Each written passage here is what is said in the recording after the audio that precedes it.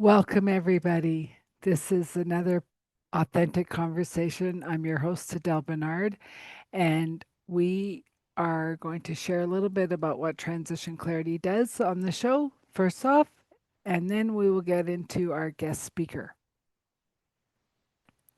So, what do we do at Transition Clarity?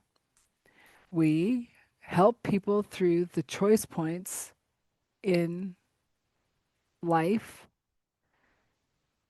to, like, from divorce, from losing a um, losing a loved one. Oh, you got the dreaded pink slip, or you just want more in life. It's all about connecting back to who you really want to be and who you're here to be. And so, with that, I'm going to introduce our guest today,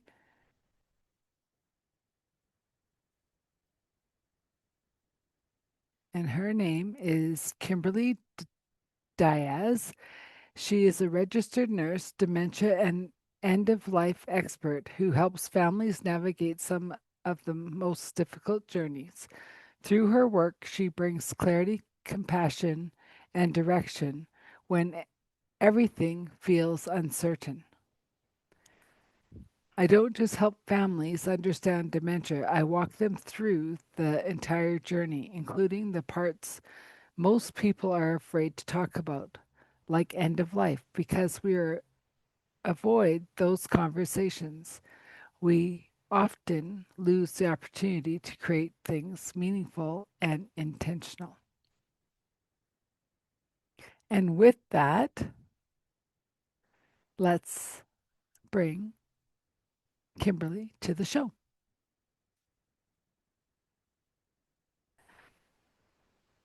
And here she is. Welcome to the show, Kimberly. Oh, hello, hello. So, in your own words, I've done the preview. In your own words, how did you end up in the looking after people in dementia, just having those kind of clients? What drew you to that? Because it's not something that everyone's going to go, pick me, pick me. Yeah, yeah. So, Um, it was really my grandparents, my grandmother. I watched her my entire life take care of my grandfather. None of them had, neither one of them had dementia, but she was definitely a caregiver. And she was the first real adult in my life. My parents had me very young, so I spent a lot of time with my grandmother. And my grandfather was also a veteran, so spent a lot of time at the VA and around vets, and really from a young age developed just this admiration and this love of the veterans. And then, growing up from there, I realize now for many of years never felt like I had a voice, and that is the connection I feel like I have with people with dementia. Is they're often shunned or just kind of pushed aside. mhm. And that really bothers me. And I've been for the past, 15 years, really devoted to end of life and to those living with dementia and the families that are trying to support them and navigate that and helping them to understand this new language, right, that they're trying to learn. Mhm. And it's challenging, it's beautiful, it's when you can, get them to understand what they're going through and kind of have their aha moment. It's just, I look at dementia as just a new way to connect. It's a new language, and oftentimes it's not words anymore, but it's behaviors or it's body language behaviors, Mhm. um, or personality changes. That they're trying to tell you something, but they don't have the words to do it anymore. Mhm. So we have to learn a new language. And I understand that because I do some support work with Alzheimer's patients, and it's not really getting them to do the words. It's like for me, I would say, okay, give us your favorite Christmas. And they go look at me. It's not Christmas. I go, I don't care what time it is. I want your favorite Christmas. And then they'd start laughing. And sometimes it would be of this time, sometimes it wouldn't be. Yeah. It doesn't matter. I just followed them because they're in the joy of the story. If I totally understood what they'd said, sometimes, sometimes not, because their accent would be harsher, or and I'd be like, "Tell me more, tell me more." And I think that's the biggest thing for the kids and grandkids of these patients, of these elders. Don't try to explain where you are. Go We into their life. If they ask you what's happening with you, share it, but don't think they're going to remember it. right. And don't be offended if they don't remember it, Yeah. or feel bad about it, or feel bad about them. Um, that they're doing the best that they can, and like you said, meeting them where it can be so much fun, actually. Hmm. Just getting curious, and then just I've had clients that are in their 80s, that they're waiting for their dad to come home. Well, that's been back to 1950, but that's where they are today. So let's talk about that. What are you excited about when your dad comes home? And Yeah. they just light up. And you spoke about the vets. Uh-huh. How could we, as regular citizens, help our vets more?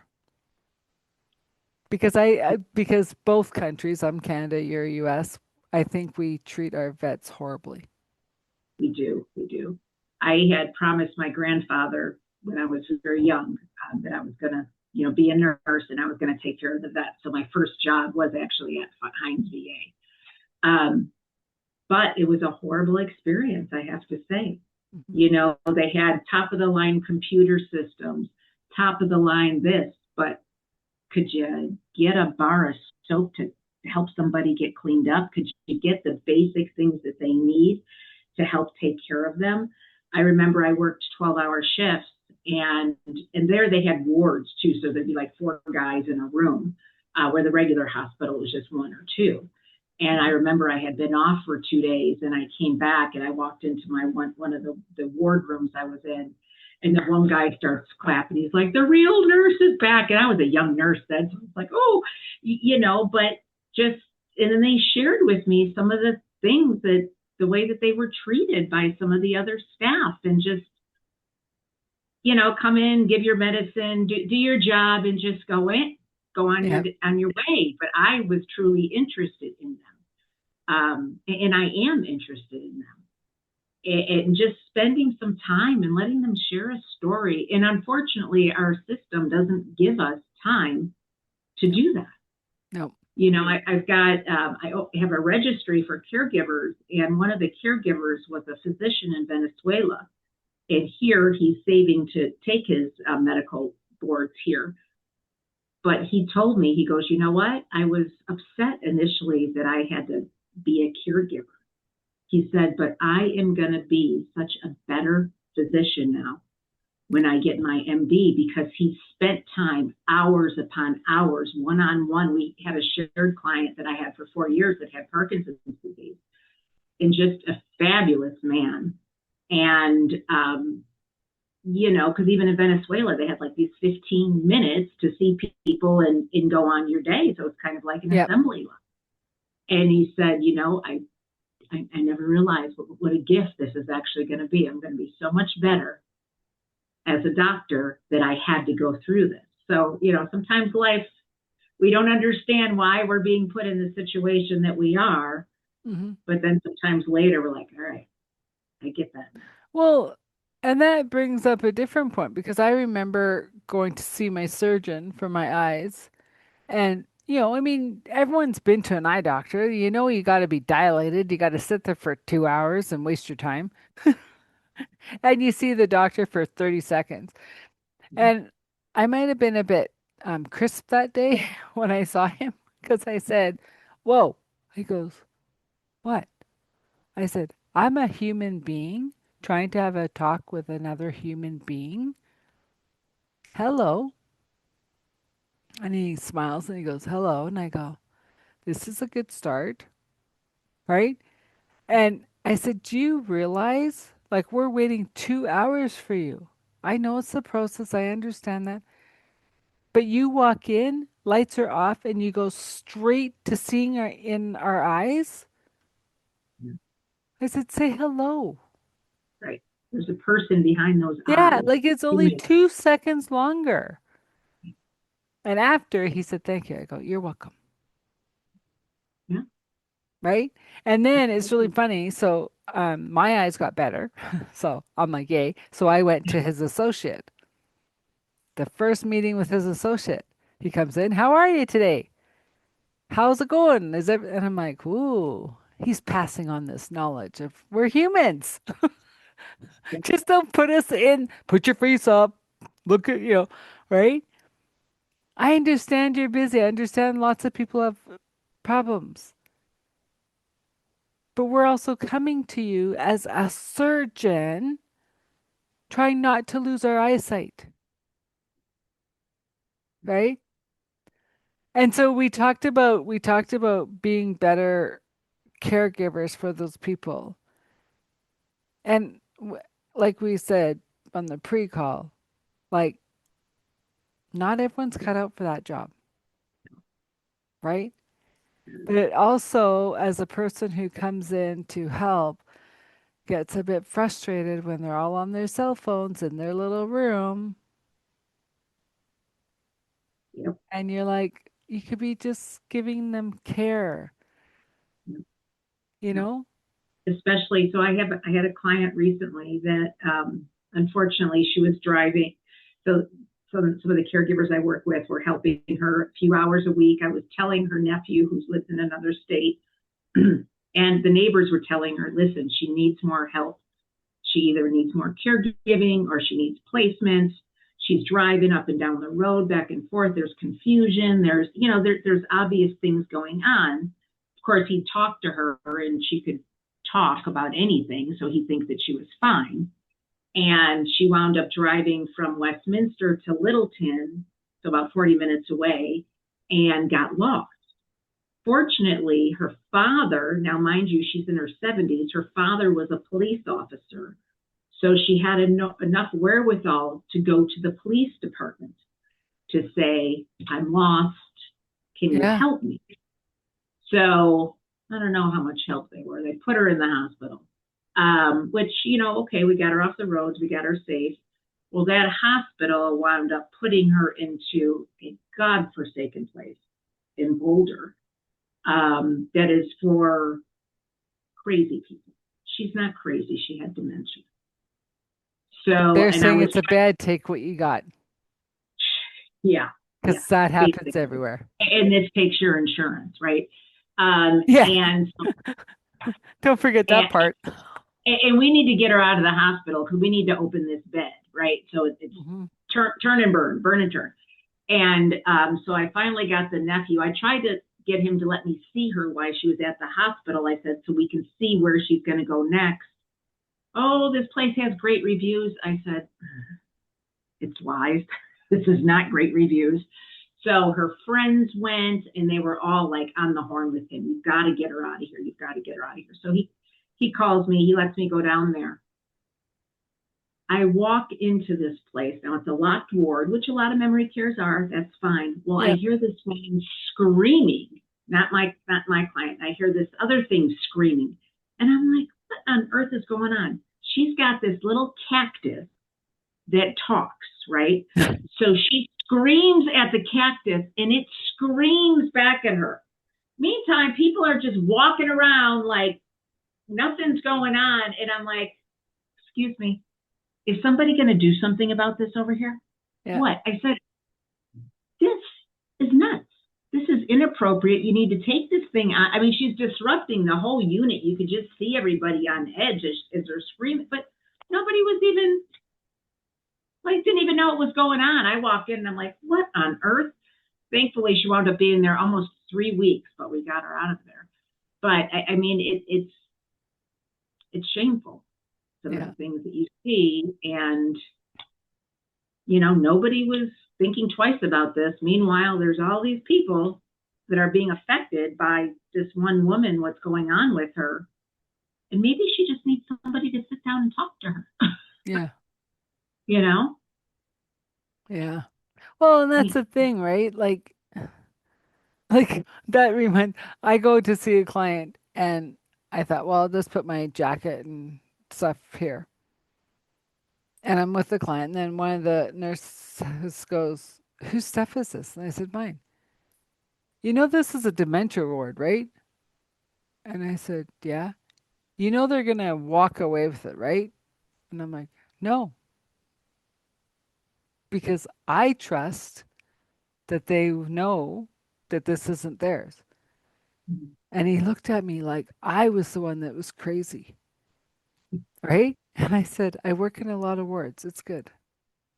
When we got up to go walking, did I take my coat with me? Yeah, but I'm Yeah, right beside my coat. yeah, yeah, If they're going to take it, I think I will stop them before they get away with it. But it was just the way he's like looking at me like I was the one crazy. yeah. And then I'm like, I think you've been in this ward too long. Like, I think Yeah. you've kind of lost your perspective. Kind of, yeah, yeah. And the empathy and all of Yeah. that just goes out the window. Well, and I want to go back to the VA hospital because Yeah. the few VAs that I've been intermingling with lately, it's like it doesn't matter what they do, it doesn't matter how broken they are, they're not going to get this, they're not going to get the operation, they're not going to get the help, they're not, well, it doesn't matter. And then other ones, it's like, I don't know, you walk on water. You and your family can get anything you want. Some of the other hospitals, you mean, that aren't the No, VA? just people like that, Oh, like say I'm Army and I phone in, I need an operation, and they go, yeah, okay, and they push me aside.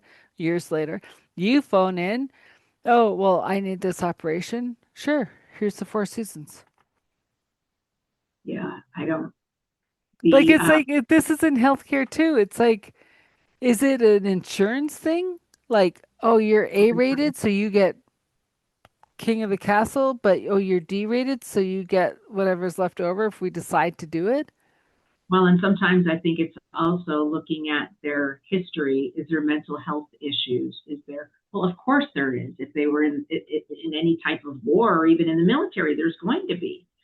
I Hmm. don't know if you saw, and we'll see how that goes, but Trump just signed something so they can start expediting psilocybin therapy because a lot of veterans have been going over to other countries to get treatment with psilocybin to totally cure their PTSD, and it's been very very successful I for some know, people. but it's only So successful.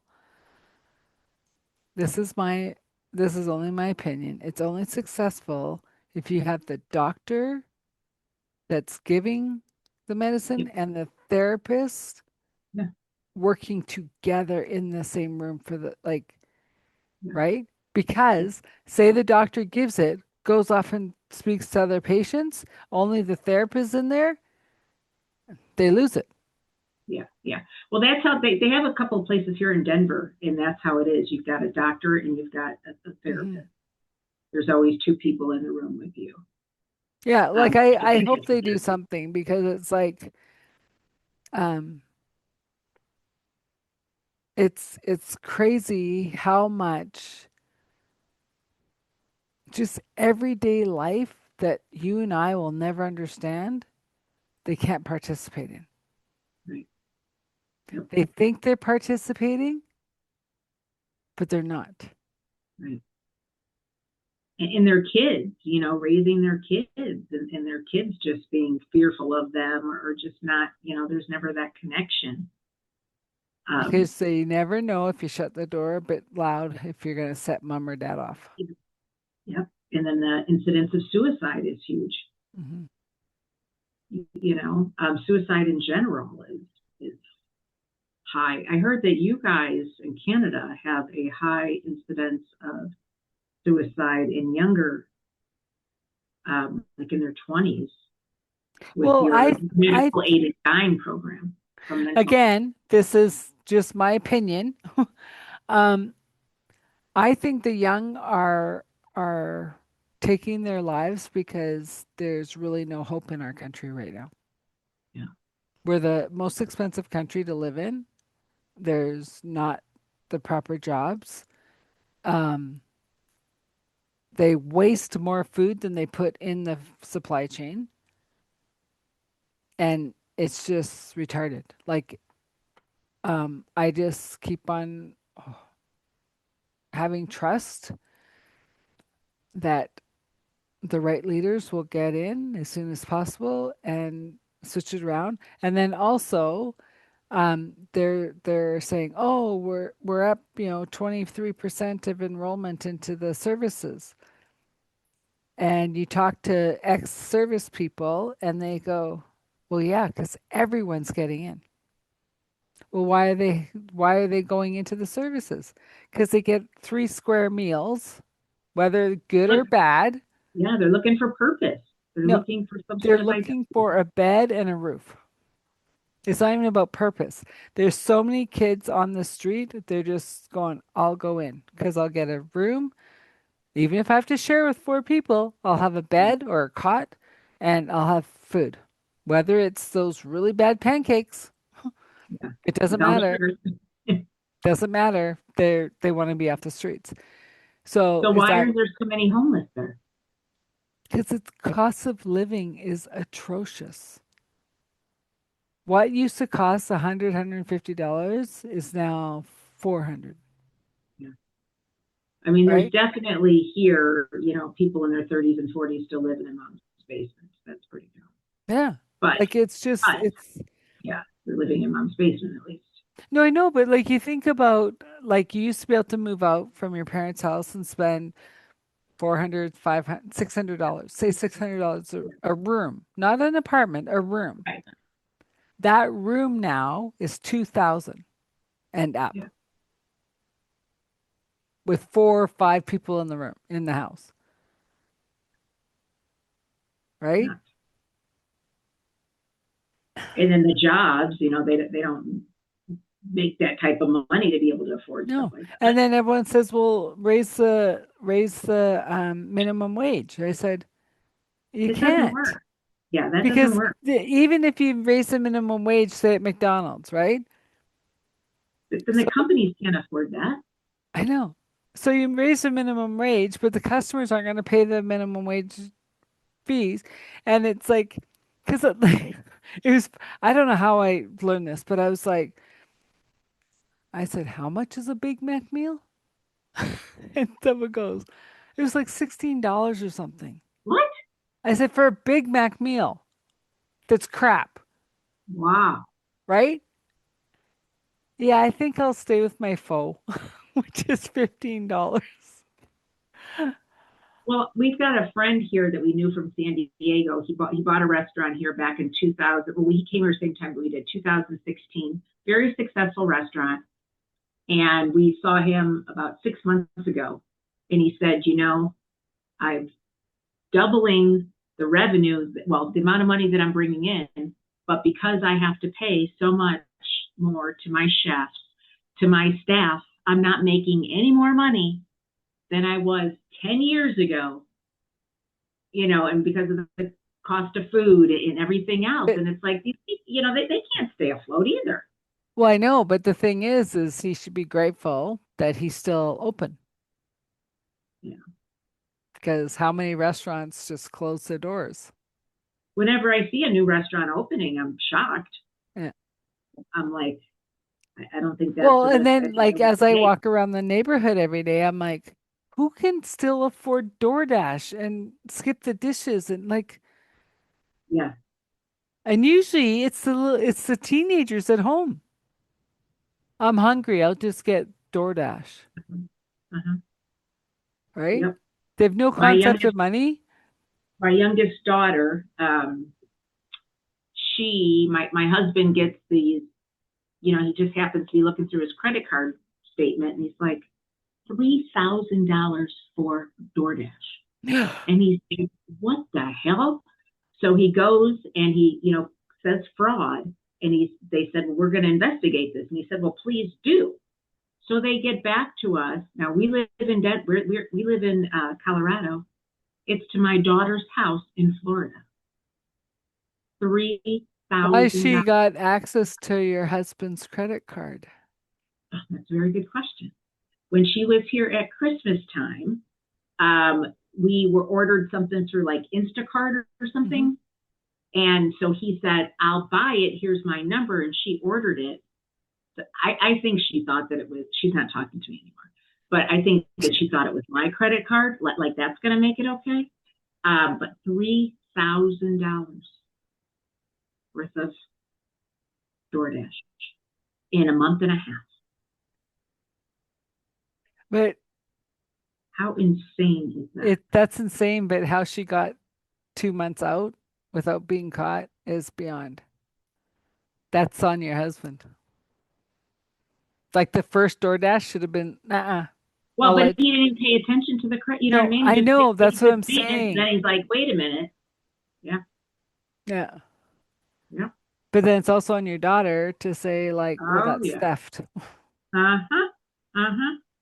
Well, I know now they were supposed to, I think this year or something, and I don't use DoorDash or any of that, so I don't know. If we have any delivery, we just deliver right from the restaurant. We don't use, Yeah. any of these services. Um, but I know that now they changed it where they have to show the price of the actual restaurant and then the add-on fees because they don't just charge the delivery fees. It's like if you're using DoorDash, something that might cost you $12 is going to cost you $17, and then plus you've got the extra fees. Hmm. And I'm just like, how lazy are you? Like I see people getting milkshakes delivered. It's like, really? Yeah. Probably $30 worth of milkshakes for two milkshakes. Because the parents are paying for it. Yeah, or And then, Starbucks, right? oh, I Yeah, know, but then it's like, um, well, and Starbucks as a whole, like it's all like yeah, what they put in food is crazy. yeah. But the thing is that it comes back to what we're starting with dementia. Dementia started back Decades before. decade Yeah. like so I was actually talking to a nurse out of England, and she said, you ask the people that you think might be having some dementia, right? These are the first warning signs. What was their favorite book? What was their favorite music? Right? And I said, okay. So I humorly went to my parents and said, what was your favorite book? And they said, whatever. And I go, what was your favorite music? Do you know they both said music before they got together? They've just celebrated their 64th wedding anniversary, and their favorite music was before they met. Really And I went, wow, you guys are starting into dementia. interesting. The books I didn't even know. Like I had to look them up. Like, Yeah. right? And I went, that's insane. You just spent your entire life and your favorite things were before you met. Yeah. Right? And then my nephew, who's really into music, he keeps on teasing me because he's like, Auntie, you're still stuck in the 80s. I'll always be stuck in the 80s. It was the best time ever. I agree 100%. It was the biggest change in music. It was the Yeah. biggest change in technology. It was the biggest, right? Every music artist after that has used the 80s. I Yeah. said, okay, so use Jelly Roll. You love Jelly Roll. Who's he using? God. And oh my God, Johnny Cash. A little bit of 80s. Yeah. Well, Well, like, 70s, 80s. like But I was like, telling you, yeah, that's when it hits home is when I, walk into assisted living and the lady yesterday had a Billy Idol t-shirt on. I was like, oh my gosh. yeah. But it's, you know, I'm like those old people. I'm like, oh, they're the same age as me, some of them. Well, and then like I had to take a lady to an appointment. And she's telling me how she's on Ozempic and how it's making her lose weight and this is awesome. So she's getting all these new clothes and I said, awesome. And then we're waiting for the handy bus to come and she sits in at the cafe and orders this huge piece of chocolate cake. And I said, really? I said, you have free will, Yeah. but know that you're on Ozempic. Mhm. I deserve the chocolate cake. I go, okay. And you could tell that she hasn't had sugar in a while because she basically shoved the whole thing in, Devoured it. right? And so she's going to get back. They're going to get, like, it's just, oh my Lord. But I can't, I'm not there as their parent. Right, right, I'm there to escort them to the appointment, escort them back, right? right. You Yeah. know, and, You're not the police. no, but I did say, are you sure you Yeah. are on Ozempic? But yeah. Yeah. So she's a diabetic then too. Oh yeah. But Yeah. yeah. It's not my thing because I'm not there to police and control and, you know, um, yeah, it's up to them. Well, it is. And then, I had one of the caregivers call me yesterday because the client's on Ozempic for his blood sugars.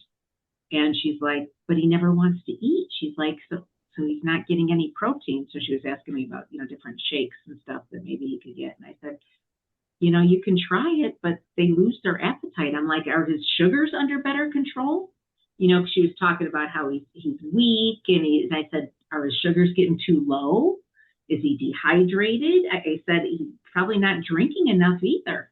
Yeah. You lose your appetite, so you just stop eating and drinking. Well, your body can't survive like that. Well, and they say that the Ozempic is like a beta blocker. Don't quote me on this. It's like a beta blocker. And beta blockers are only supposed to be naturally in your body 3 to 4 hours. Ozempic makes it 7 to 8 days. Right. So you So take a you're shot never at going to one feel day. hungry. Yeah. Yeah. Well, and she said that they're talking about increasing his dose. And I said, well, what's his blood sugar? She goes, about 180. I'm like, so that's still pretty high. But I've been telling the son that because he's trying to make plans for his dad when his long term care, is done. And I said, well, the problem is going to be if he's on sliding scale insulin, he's not going to be able to go to an assisted living or a memory care. He's going to have to go to skilled nursing or long term care because here there's if you're on sliding scale, they're not going to take you anywhere else. If you're on routine insulin, there's a few places that would take you that aren't skilled nursing, which to me, no one wants to go to skilled nursing for long-term care unless you absolutely have to. And so I said, I wonder if that's what they're trying to get a little more aggressive to try to get those, blood sugars more under control. I But said, but not if he's, I mean, it's quality of life. If he's feeling so tired that he can't even, function in his old life, is this really what he wants? But has anybody asked him? I know. That's the thing. He's got And dementia. So has I don't anybody know. asked him? Maybe I'm of a different camp. I don't care if you got cancer. I don't care if you got diabetes. I don't care if you have a brain bleed. If you're 80, you had a good life, let me just go in peace. Don't pump me up with all this Well, crap. that's what I'm saying. Has anybody asked him what he wants? Well, He and wants to be left alone. I, 2 seasons ago on the podcast, I had a lady who her parents were sound mind. They chose where they wanted to go for retirement. They went in, they liked it, and she went to visit and she says to her sister, Dad's not doing well, right? Like, here's this big, robust man, and he's like going down. And they actually pulled them out of the retirement home, bought a house for them, and brought in 24-hour care. They lasted another 10 and a half years. And Holy, they figured her dad was gone in 6 months if they left him there. at Well, $15,000 a month. I was going to say here, 24-hour care is about 25 to 30 grand a month, where you can go into assisted living for about seven. No, well, they're in Florida at 15,000 in assisted a month. Oh, in assisted living. The Yeah, house was cheaper. yeah, yeah. But the caregiving is what gets you. But you know what? It's all Yeah. about like this guy too. He wanted to stay at home, so it's like, well, can't we just see how we can support him to do that? You Yeah. know, um, I I mean, don't know. Like maybe I'm. $15,000 a month is a lot of care. I don't know. You'd hope What do so I anyway. know? You'd hope so anyway. But then it's like I had a client on Tuesday that I take walking, and I don't know where you sit on the vaccines or whatever, but I'm just like, I said, "Do you really think you need the shot, the COVID shot with a flu booster Mm-hmm. with?" And she says, "Of course I do." I said, "Okay." And as I left, she's in the line to get it, and it broke my heart. And Probably shot number six, right? oh no, I think it's 8 or 9. Yeah. And then I phoned later because we went on our walk and she was more tired and I thought, well, it's first sunny day, right? Like, Yeah. and so I checked in with her later, which I normally don't. It's not my right. Yeah. I checked in with her later. Yeah, I'm not feeling very well. And I said, please drink some more water. I've drank a lot and I said, please drink some more water. My husband had two COVID shots. Since the second one, he now has pancreatic insufficiency. So now he has to take digestive enzymes at $1,500 a month every time he eats. He did not I've have never any heard issues, of that. and he had no issues prior to the COVID vaccinations. And that's interesting you're saying that as a nurse, like a former nurse. Yep. And I've got another woman that I helped her with her mom that had dementia. Her husband, he had, I think it was after his first COVID shot, he started having seizures. And he was a truck driver. So it not only changed, No more trucking. medically, but his work, I mean, everything, because now he has seizures. Well, and that was the thing, like with the fight up here with the truck drivers, and people are like, well, we don't want them carrying our produce if they're not. And I go, 98% of them are vaccinated. They just said it was wrong, right? Like, we're truckers. We haul the crap across the country. Let us work, Right, you right. know? And yeah, it's just, I don't know.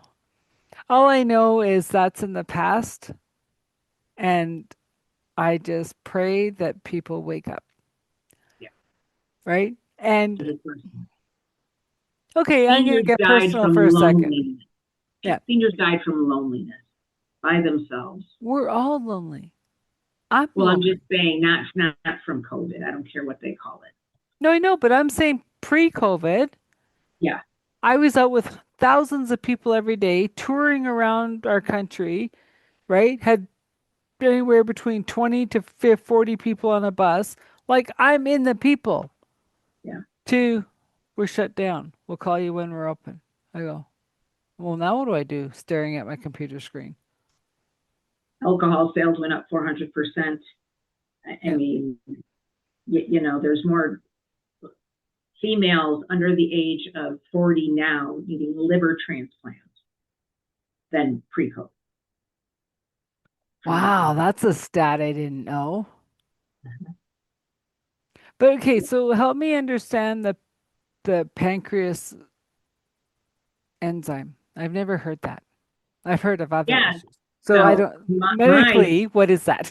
my theory is that the COVID injection, that those antibodies or whatever attacked his pancreas. He never had any pancreas issues prior to this.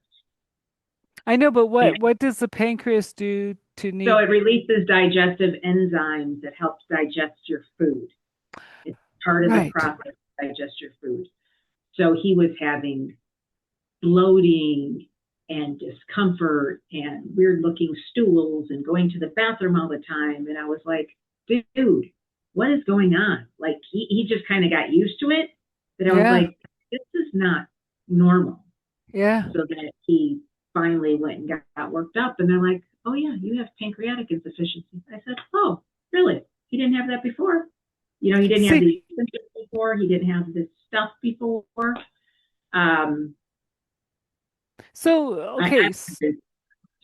So with pancreatic digestion issues, is that the pre to catching it before cancer, or is it two so different lanes? it's two different lanes. Okay.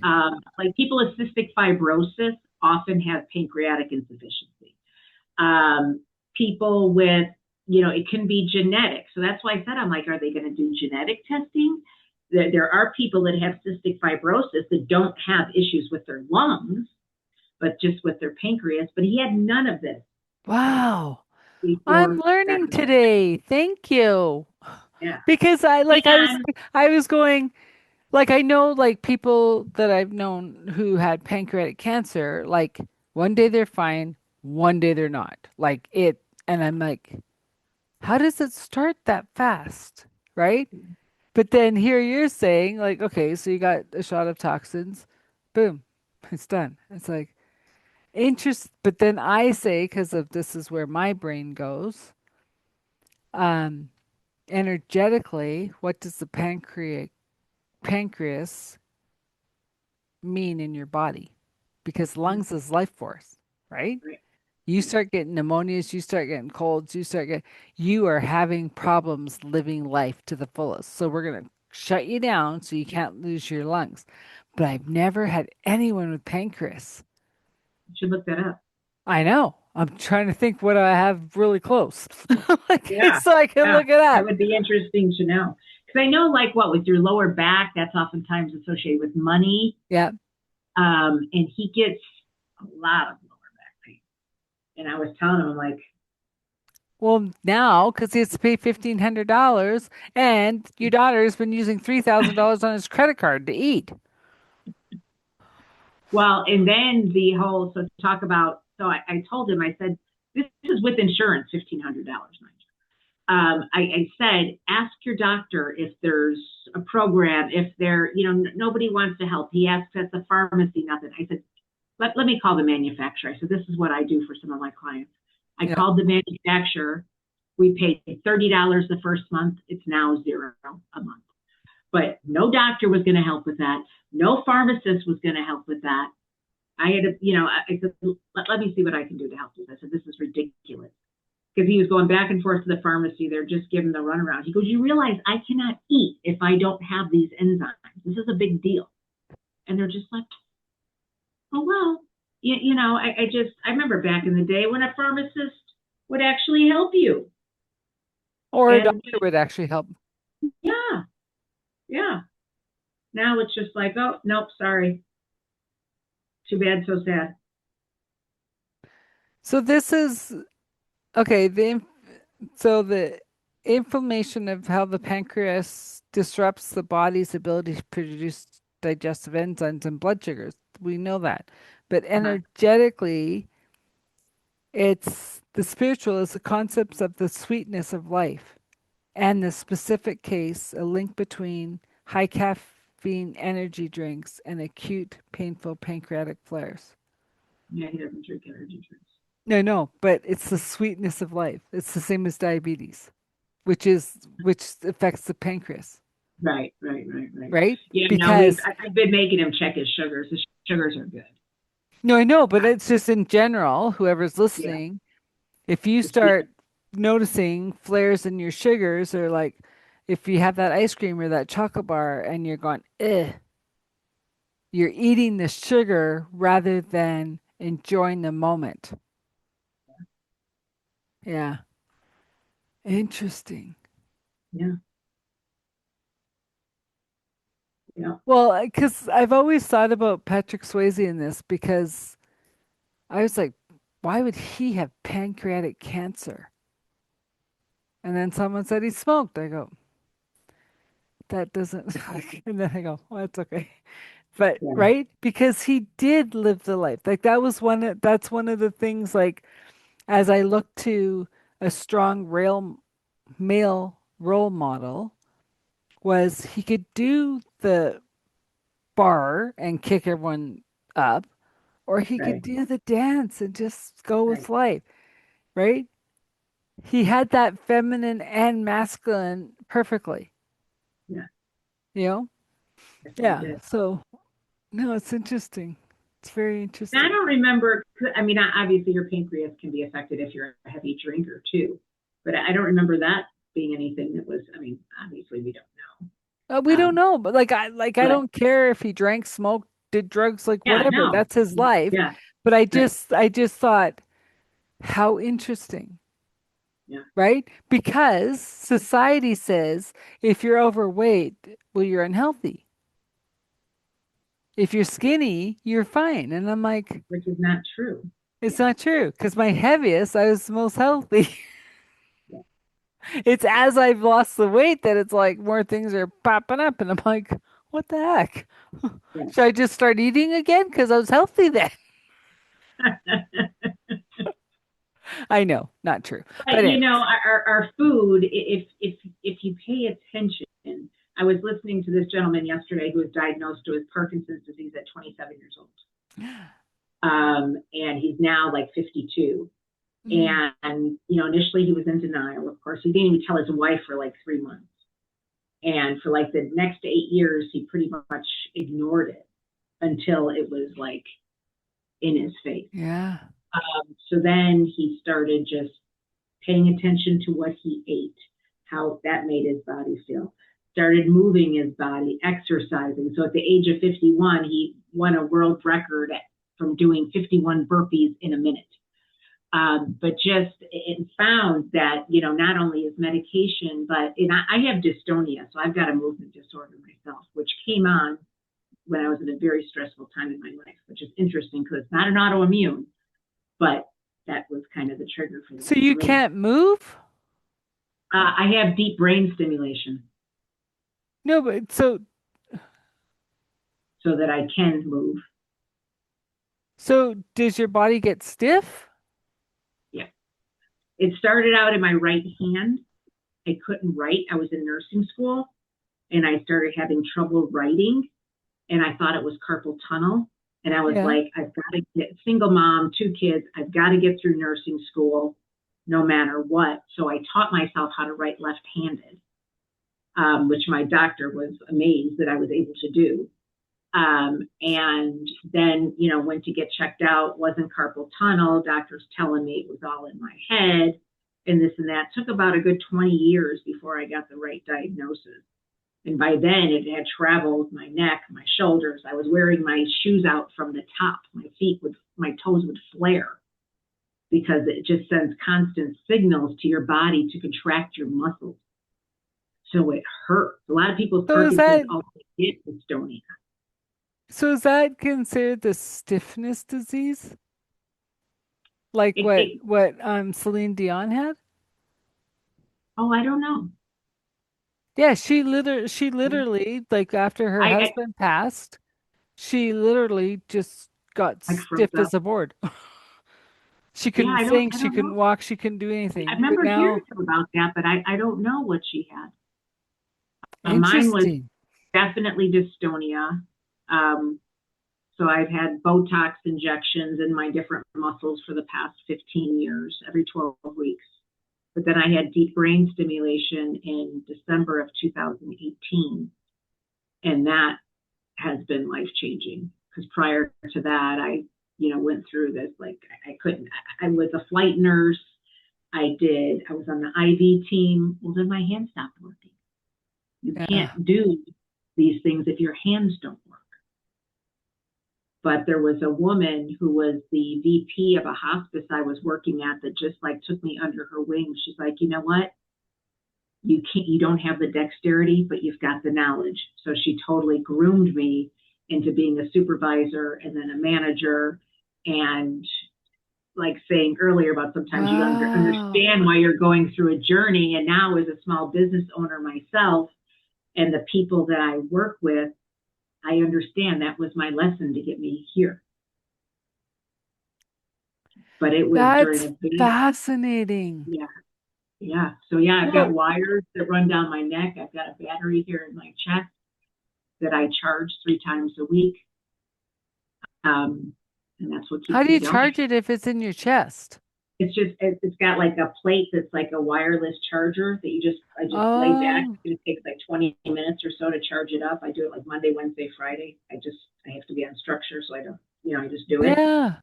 Um, but yeah, and it cuts off those signals. So I don't have these constant signals. My right hand is still an issue, so I still have to get Botox in my right arm and forearm like every 12 weeks from a That's neurologist.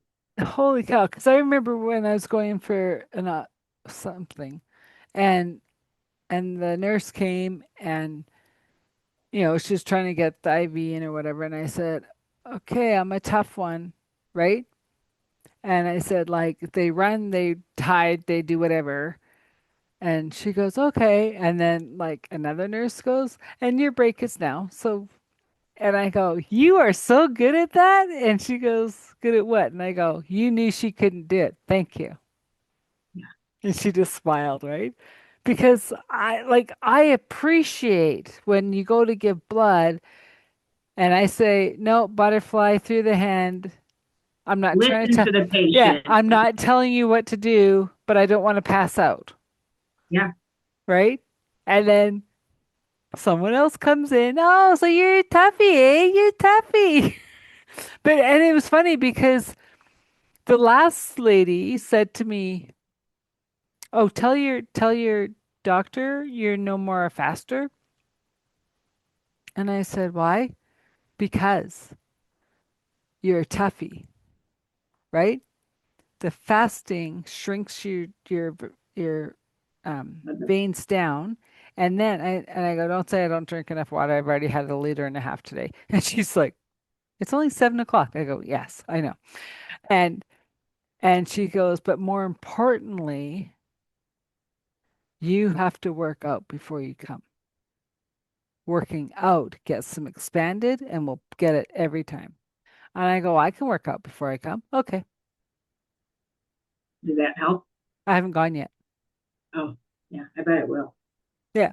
And I'm like, I used Makes to sense. pass out. I used to walk into the one place and they go to your room. Okay.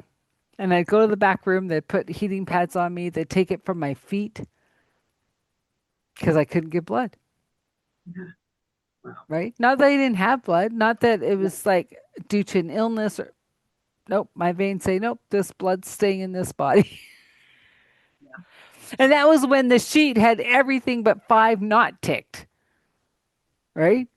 Now I have five that are ticked. Perfect. yeah. Right. Like that's one vial. I'm out of there. That's easy. Yeah, yeah, But it's yeah, still not easy on my veins. yeah. And because when I worked in the ER, I would start 20, 30 IVs a day. I mean, you can't help but get good at it when you're just doing that like a machine. Hmm.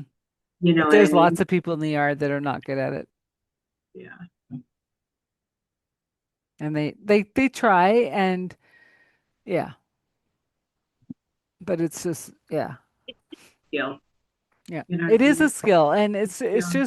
just like helping people with dementia or whatever ailment someone has, right? Because I was hesitant to take the job to help seniors with dementia, but my circle of influence are like, of course you have to take that job. I'm like, why? You're born for them. I'm like, no, I'm not. And they go, yeah, you are. Yeah. And I went, huh. So my first client didn't go off so well. Um, And then I wanted more information with her. And then I got a different client, and I'm like, okay, I can handle this. And then I just started going, whatever, I'm just going to talk to you. You don't care. Like, whatever you answer back, I'll answer something. Like, and then we got along famously. And then we'd walk halls. Like, Yeah. They like to walk. yeah. some of them, the ones that can. Yeah. And then it would be like I'm walking with one and then they'll say, "Oh, that's my friend." I go, "Well, do you want to walk with us?" Okay, Yeah.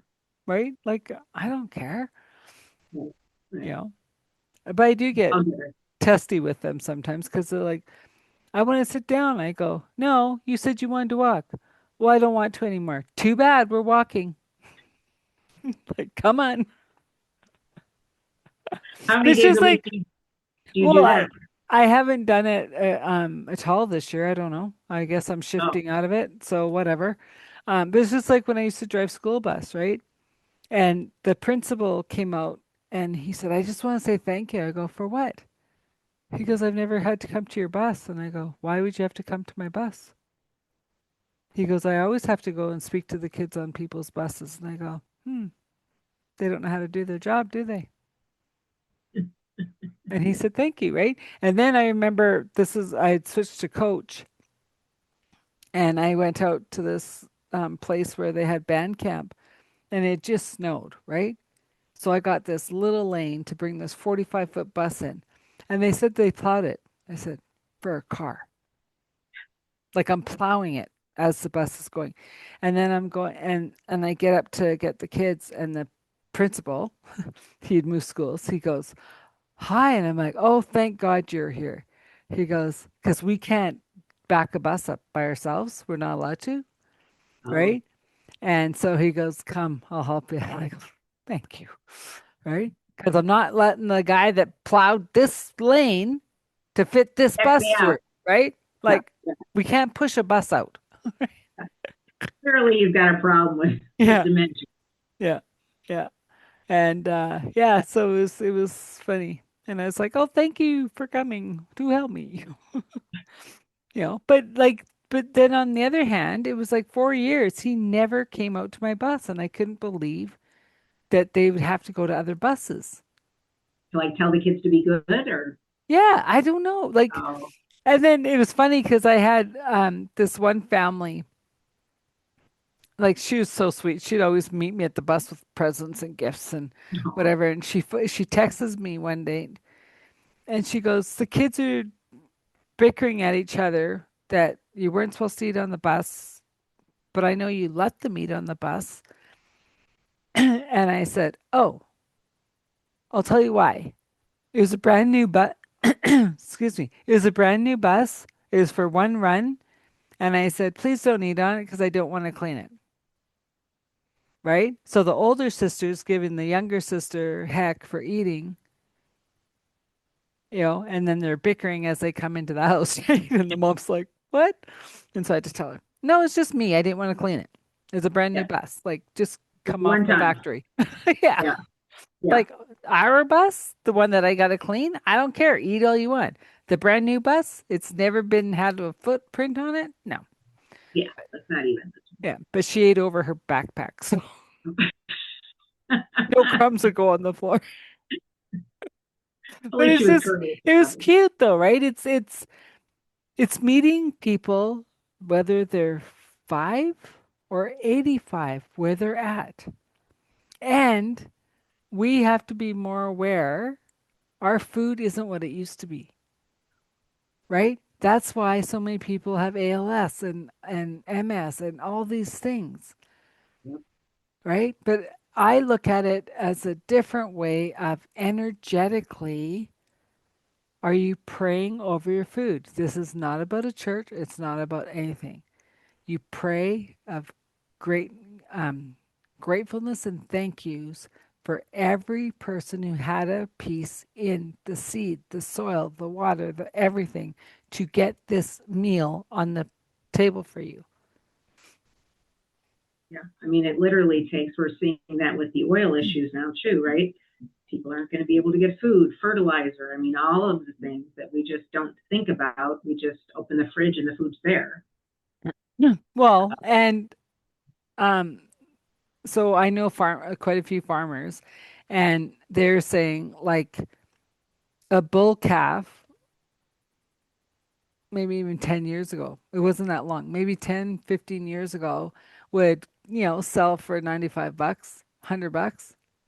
the same bull calf now because, well, in Canada, our farms are down 40% of what they used to be, right?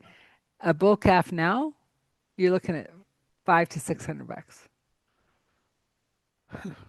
because there's not enough cows out there, not enough ranchers I am out the there man. anymore, Yep. Yep. right? We went through 9 years of we couldn't feed them or water them because of the droughts. So we'd be shipping it out from Ontario, all the hay and stuff, right? A lot of them just packed up. We can't do this anymore, right? Now we're getting the moisture, we're getting, then no one has farms, right? Like, yeah. And so, and even this year, like supposedly we're kind of out of the drought, but because we've had so much damage from floods and stuff, we have a water ban for the next 2 years, trying to fix all the underground piping. So, like it was New Year's Eve, and the main water main burst Uh, again because other government officials didn't do anything about it. So the new one says no watering, right? how's that going to work? Well, it's still winter. Like I haven't even seen people cleaning up their yards yet. Like Yeah. Yeah. so normally people would be starting to plant, but I'm gonna walk around every day and see who plants this year. Do you plant? No, No. I have Yeah, a we green don't thumb for usually. one plant. Yeah. It's a money jade, and I've grown it from a little sprig to 85, 90 pounds. And I chop it Wow. down, take a sprig, grow it, chop it down. And as I said, okay, I'm chopping, who wants a sprig? And then I get the takers who wants a sprig. Chop, chop, chop. Yeah. So it's just, yeah, it just keeps growing and growing. And I got it from my sister's friend. I said, what kind of plant is that? And she goes, it's a money plant. And I go, ooh, maybe I could grow that. And she chopped it right there. I go, how do you know if it's going to grow? Stick it in dirt, and if it grows, it grows. If it doesn't, it's not for you. And it Really? grew. Yeah. I never heard of that. What does it look like? Just thick rubber, well, like thick green leaves. Okay. Okay. Yeah. Because I said, Looks like, I'm not a green thumb. I don't know anything about plants, right? And yeah. so I said, well, how long do I leave it in the dirt before I know? And she goes, well, give it a few weeks or whatever. And then all of a sudden I saw in between the thing, there's two little leaves coming. I'm like, yeah, it took.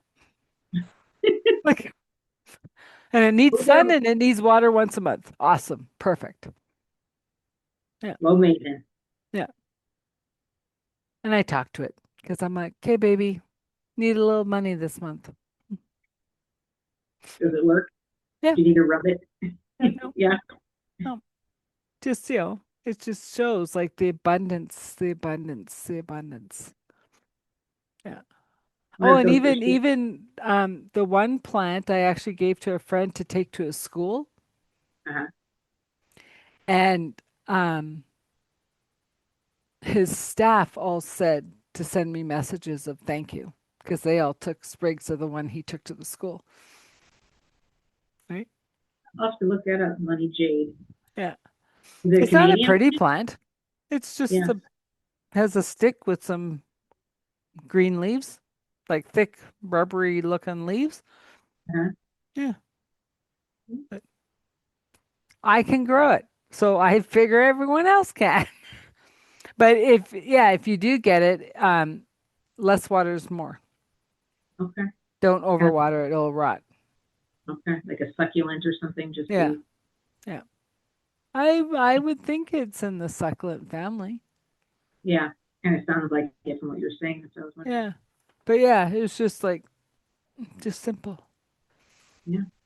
Well, That's we've better. gone all over the map, We but I figured we'd do that because that's just who we are. How do people get a hold of you? If uh, to learn more, to understand sure. more. Yeah. My website, KimberlyDiazRN.com. That's the Okay. best way to look me up. I'm also on Facebook, Instagram. I have a YouTube channel. Okay. So and it's all under Kimberly Diaz RN. And I will have all the stuff in the show notes. So if you didn't catch it as she said it. We'll catch it in the show notes. And what do you want to leave the audience with as we close out? Um,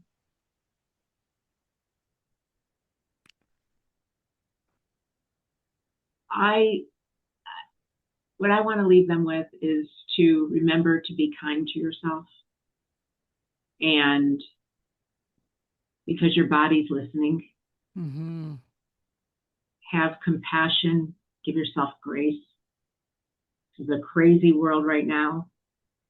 We're all doing the best that we can. Mm-hmm. So, you know what? Every day is not going to be perfect. Every moment's not going to be perfect, but that's okay. And just get up and keep doing what you want to keep doing, and just, yeah, give yourself grace. That's I have to remind myself of that a lot of times. It's easy to beat yourself up, Mm-hmm. but you've Well, got to be kind to yourself. and I so second that because we we have been chosen to be here at this time, Yeah. and we have made it through the hardest part, but we still got to keep taking our light and shining it as bright as possible. Unto others, absolutely. Yeah, and that's my biggest focus of this show is sharing people like you and the knowledge to help others who are going through this crazy life, that they're not alone. Yeah. There's other people in the pool or wherever. Together we will make it. And you And know, we're all connected. We really are. And, sometimes it's just a matter of closing your eyes and taking that deep breath and just yeah, feeling somebody from, they don't have to be right here. They could be across the country. They can be in another country, and sending your yeah, love and sending that light. yeah. Beautiful. Another authentic conversation. I'm your host, Adele Bernard. Today, our guest was Kimberly Diaz, Thank you. and we'll close it out. I just want to do a quick recap with Kimberly Diaz and our conversation today. There's so many questions to ask when you think about care for the elderly, or they don't even have to be elderly anymore. It's just that next step of care. And, is it better to keep them at home? Is it not? Are you putting them in the right care facility? Do you need an advocate like Kimberly to do the brokering of the deal, to help in the understanding of this care? There's so much to know and understand, and we're all in it together. We all either have kids that we're looking after, or parents we're looking after, or spouses. Like, someone is always needing care. And when you get resources like a Kimberly that can help you walk through that passage, you feel more equipped to answer the questions that people are asking you. And I think in the long run, it is to your benefit to ask the questions, to get the knowledge, to understand more before you just go, well, mom or dad, you're moving in. So, um, yeah, I just want to say thank you to Kimberly for coming on the show. And once again, if you're interested in Transition Clarity, my other company, to the podcast, and you're in that choice point, well, the choice point, do we put mom or dad into care? Or, do we bring in extra assistance because you need help? Um, I'd love to take you on the journey to where you want to go, right? Um, we're all in that time of, is this all life has to offer? And I say no. Life is abundant, it's beautiful, It's time to shine your light like you never have. And if you're looking for clarity in that transition, book a call with me. It's free. Everything will be in the show notes. I thank you for listening. Please subscribe, like, and share. And if you know of a person who would be a great guest, maybe it's you, book a call. Let's have a chat. Whether we do a journey together or you're on the podcast, let's talk. Thanks for listening. Until next time, have a good day.